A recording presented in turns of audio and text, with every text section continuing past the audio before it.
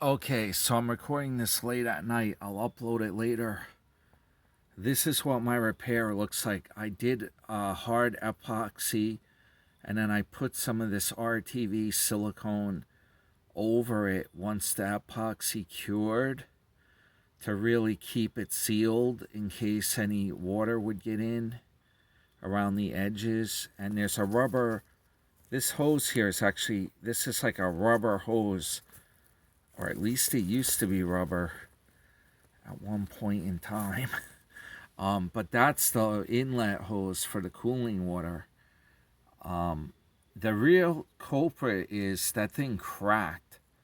Now up here, I was paranoid. There was a stud at the back of where a stud is screwed in here, and it looked like it had some sharp edges on it. Just for the hell of it, I put some of that hard epoxy, packed it in around there. It doesn't get anywhere near there, I think, when you're making a turn. This part here, there's plenty of clearance. You can see over on this side, it's fully turned in. I don't think it gets anywhere near, the bottom of that thing to hit anything. I don't think it hits. Actually, down here, there's a stud, and I bet you that kind of acts as a stopper. I'm not exactly sure where the heck that would hit. Doesn't make much sense. I don't see a landing spot for that in there. This thing right here. Bar.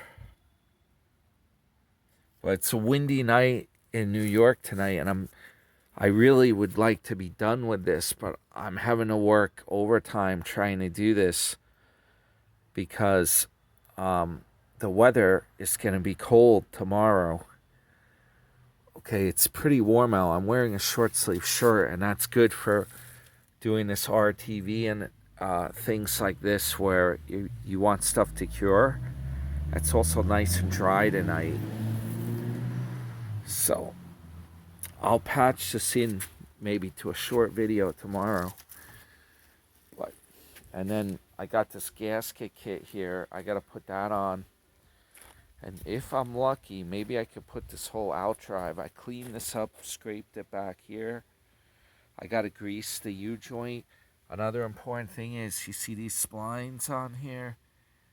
You got to clean those up a little bit and put grease. I'm going to use a red and tacky industrial grease. I got a tube of this. I think you want the thickest grease possible for those splines.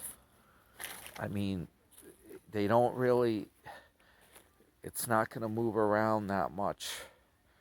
But you definitely have to put grease on these because there's vibrations.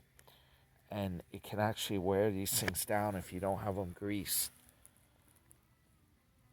So, and there's grease joints on these U-joints, which we definitely are going to have to grease that up.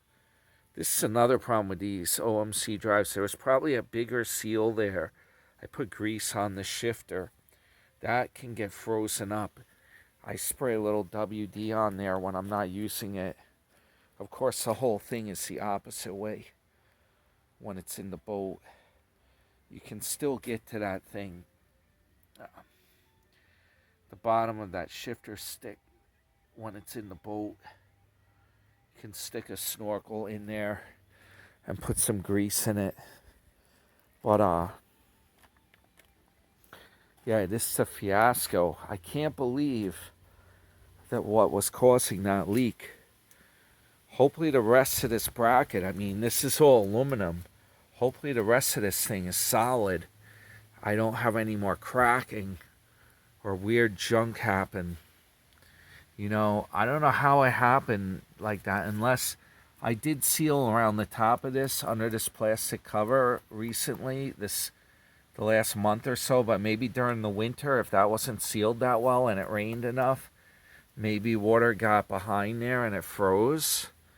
I don't know. Or the boat, it could have been like that since I bought it, and somebody put a little sealant on there and the sealant let go.